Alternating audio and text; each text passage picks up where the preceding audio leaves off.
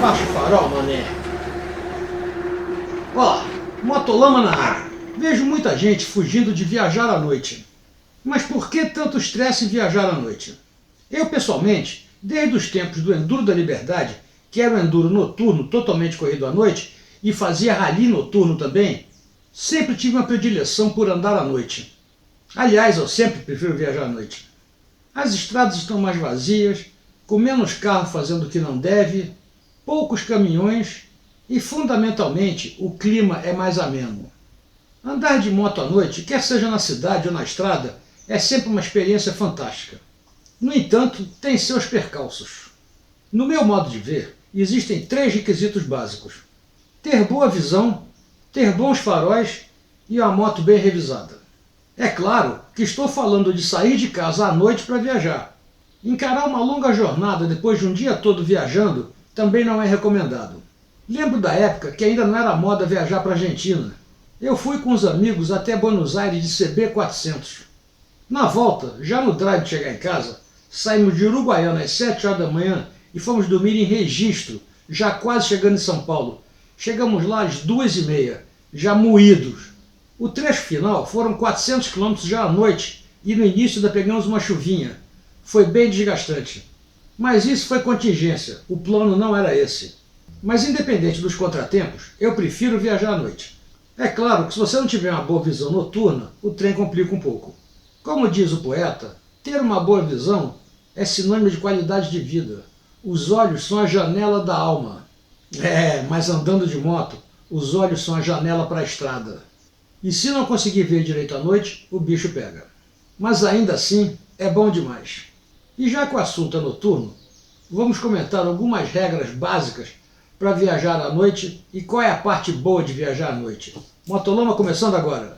Minha moto venenosa vai passando lá na roça e as vaquinhas... Olá, sou Arlindão, piloto de rally enduro e nas horas vagas editor do Motolama. Vocês conhecem o termo lenda urbana? Lenda urbana são aquelas narrativas criadas com um ponto de vista em mente, mas que não se aplica a tudo. E as pessoas acabam repetindo a história como se fosse uma verdade insofismável. É como a receita de pernil, que foi repetida por várias gerações.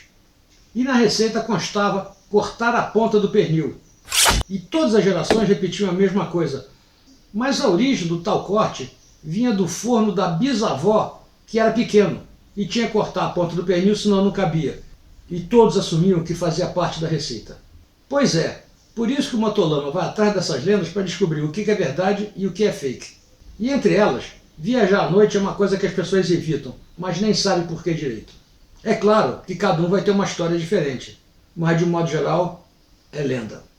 E para estar atualizado nas mentiras, ou não, verifique se está escrito no Motolama, considere dar um like e compartilhe este vídeo nas suas redes sociais, Telegram, Orkut, WhatsApp, todas, até pelo cu. Valeu! Mas vamos ao que interessa. Viajar à noite, ser ou não ser? Volto a dizer, tirando o problema da visão noturna, que para alguns pode ser um problema, não vejo o menor problema em viajar à noite. Mas é claro que tem que seguir algumas regras básicas. Nada que não se resolva facinho, facinho. Quando falo viajar à noite, falo encarar pelo menos 100 km de estrada à noite. E também não estou falando de rodar em trechos urbanos. Afinal, a cidade é tão iluminada que rodar em trecho urbano é quase como rodar de dia. E isso não vale como viajar à noite. O problema de viajar à noite é quando depende exclusivamente da iluminação do seu farol, que inclusive nos leva ao primeiro cuidado de viajar à noite. Os faróis da moto não são exatamente conhecidos pela sua capacidade de iluminar bem, principalmente quando se trata de motos mais antigas, tipo 6 volts. Lembro da primeira viagem noturna que eu fiz com uma DT 180 6 volts. O farol era tão fraco que quando ventava, o foco do farol saía do centro da estrada e voltava. Tempos difíceis. Mas enfim, voltando à realidade atual, os faróis ainda não são aquilo que a gente espera. Ah, mas tem os faróis de LED que iluminam bem mais. Depende. Se você comprou sua moto recentemente e já veio com farol de LED, show! Mas pelo que entendi, depois de muito pesquisar, o farol de LED não é permitido a substituição em motos mais antigas. Ou seja, botar um farol de LED numa moto velha não é permitido. E nem existe a opção de legalizar ela junto ao Detran. Até 2021, dava para legalizar. Você colocava a lâmpada de LED, levava a moto para a vistoria e saía no documento que a moto tinha farol de LED. Mas isso foi revogado. E é claro que a lei é tão atrapalhada que ninguém sabe com certeza. Pessoalmente, eu prefiro não arriscar. Mas aí tem o plano B, que é usar farol de milha. Mas já ouvi muita conversa de que é proibido. Sempre que afirmo alguma coisa aqui, eu gosto de pesquisar para saber até que ponto que é verdade. Aí fui no YouTube pesquisar sobre a tal proibição. E encontrei vários artigos onde uns falam que é permitido, outros falam que não é. Aí, para tirar a prova dos nomes, eu fui descobrir qual era a lei que falava disso. Aí encontrei a tal resolução 970 do CONTRAN, que, como o nome já diz, é do contra. Olhei o trem de cabo a rabo e em lugar nenhum encontrei uma proibição de farol auxiliar. Muito pelo contrário. O que eu encontrei foi no item 2.8, que fala que o farol auxiliar é opcional. Inclusive, eles dão as dicas de como instalar na própria lei. Aí, conversando com o advogado, ele me lembrou do CTB, que é o Código de Trânsito Brasileiro, que às vezes pode estar proibido lá. Aí fui olhar e não fala nada. O que existe é um projeto de lei 64/22 que vai regulamentar o uso de farol de milha, mas por enquanto não fala nada. Mas também já ouvi dizer que a polícia rodoviária deu dura nos caras que estavam de farol e obrigaram a tirar. Aí fica difícil de entender a lei. Uns falam que pode, outros falam que não pode, a lei fala que pode, a polícia diz que não pode. Vai entender. E o detalhe curioso é que a resolução só fala em farol de neblina. Mas sim, qual é a diferença entre farol de milha e farol de neblina? Para quem não sabe a diferença, é que o farol de milha, como o próprio nome já diz, ele ilumina longe, enquanto o farol de neblina, ele espalha mais para a lateral da estrada. A diferença mais marcante é que o farol de milha tem a lente mais lisa, e o farol de neblina ela é toda corrugada, para espalhar mais o facho. Em tese, o farol de neblina ilumina por baixo da neblina, enquanto o farol de milha, como ele é mais longe, ele espalha na neblina e ofusca. E eu nem sei se os policiais sabem a diferença entre farol de milha e de neblina. Enfim, como estamos num país onde as leis são relativas e tudo depende da interpretação da autoridade que está na hora, usar farol de milha é um risco. Mas como disse um conhecido, eu prefiro correr o risco de levar uma multa e não correr o risco de não ver um animal atravessando a pista ou qualquer outra coisa à noite. Então, você avalia se vale a pena arriscar. Eu só recomendo uma coisa: faça uma instalação simples que seja fácil de remover, porque se o guarda te parar, você vai ter que tirar o farol de milha na hora. Mas apesar disso tudo, eu ainda prefiro viajar à noite. É claro, tem que andar mais devagar. Mas ainda assim, é o momento ideal para usar os alforjes da Harley Rider, os alforjes Caparaó. Eles são ideais para andar à noite. Além de ter espaço à vontade para carregar seus gadgets, tipo lanterna, carregadores, vela, ainda tem uma faixa refletiva que vai te tornar muito mais visível à noite. Visite o site da Harley Rider e use o cupom MOTOLAMA5 que você vai ter 5% de desconto em qualquer compra feita pelo site. Até para andar à noite com a Harley Rider fica mais fácil. Viajar à noite também pode trazer muitos perigos se você não estiver adequadamente preparado. Já falei da escuridão, da possibilidade de encontrar um lobisomem e da diminuição da visibilidade. Mula sem cabeça não é um problema, porque ela solta fogo pelas ventas e fica fácil de ver de longe. Mas a viagem noturna pode ser uma faca de dois legumes. Se o trecho noturno é a continuação de uma longa viagem que começou às 7 horas da manhã e você já está cansado, como no exemplo que eu contei mais em cima, eu recomendo parar. Na história que eu contei, eu só não parei porque não tinha onde parar.